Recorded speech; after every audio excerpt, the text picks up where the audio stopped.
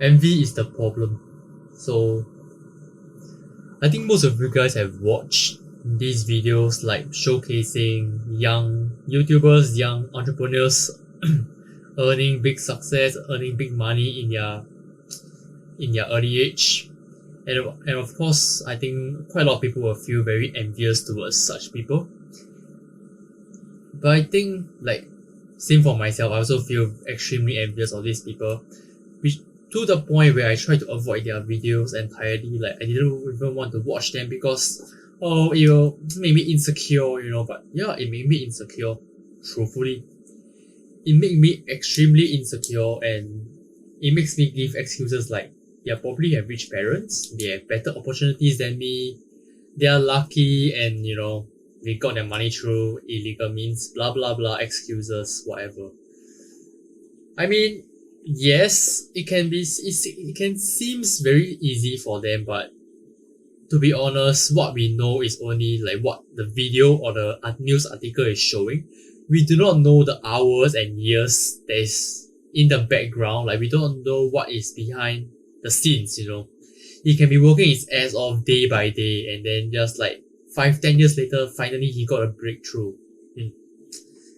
Things like that. So it's so unfair for us to feel envious and to bring he or she down just because they got success earlier than a lot of us. We should be happy for them, and it should give us this, hope that, hey, if he can do it, I can do it as well. Like, why don't we people embrace the fact that if other people can, we can also. Of course, it's not as simple as that, but you know, which is why envy is such a roadblock to success. And I'm pretty sure it has stopped me a lot of times in my tracks. As I'm busy feeling envious of other people's success, I ain't doing shit about my own, which is why I'm still stuck here, 24 years old, not a lot of money in the bank. Yeah. So, who else can you blame, man, than yourself? Truthfully. So yeah, this is something I'm really trying to do. Like, I'm really trying to focus more on myself, and I wouldn't say to not compete with other people, because I think competition still runs true for men. We should compare, and competing is kind of, how life is, right? Like, it is it's like a primal instinct to us to compare our life and compete our life with other people. It's very common for us to do that. But just sometimes, just need to shut off and focus on yourself for a while. So I think one story I have where I compete and compare with myself is probably back in my diploma days in my design school. So it's a very brief story. So back in my semester one, I was the worst student, worst grades in class. Nobody have the nobody have a lower grade than me. I'm the lowest in class, top bottom 1%. And then yeah, I think back in the day, first thing first, I wasn't very interested in the whole interior design world. I'm not, like, I don't really like what I'm doing. Like, what the fuck am I cutting the cardboard? How am I doing cutting the models for? Like, bruh, like, stop. Yeah. And then I will think about those people that is doing well, like, come on, they have design background. Like, what the hell? How am I supposed to compete with that shit? Their father is an interior designer. Of course, they can do a lot better than me. These excuses like this. Okay, so that's how I fucked up my first semester. Second semester roll around. Had a huge argument, debate with my family, my friends, and like, I decided to give myself one last chance to, just go for it.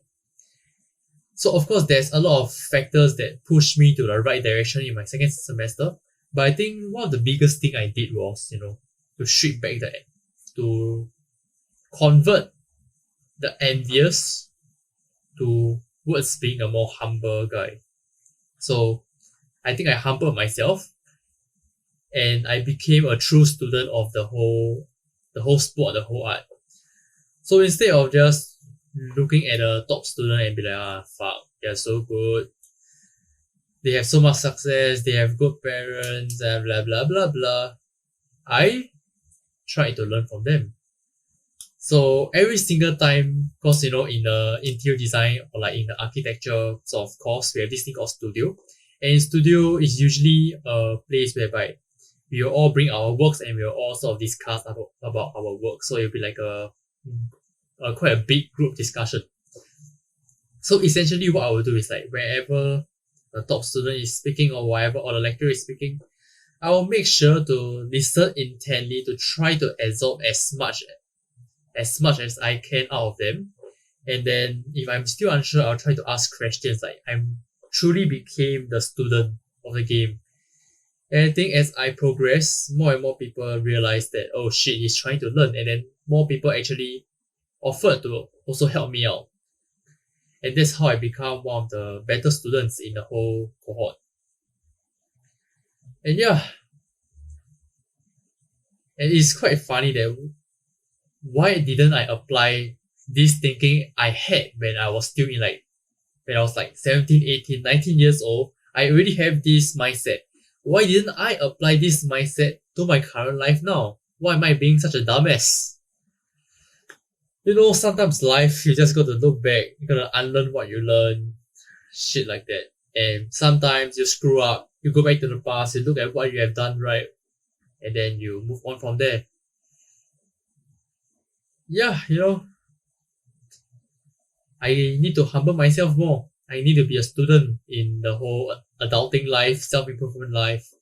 I am still very much a student despite being a 24 years old man. My god, I'm 24 and then I'm still learning. Which I think should give a lot of you guys hope. Like, bro, 24 years old, still learning. It's never too late to learn, man. Like, as long as you don't give up, life is still gonna be improved from here on out. So yeah, thanks for watching and have a great day.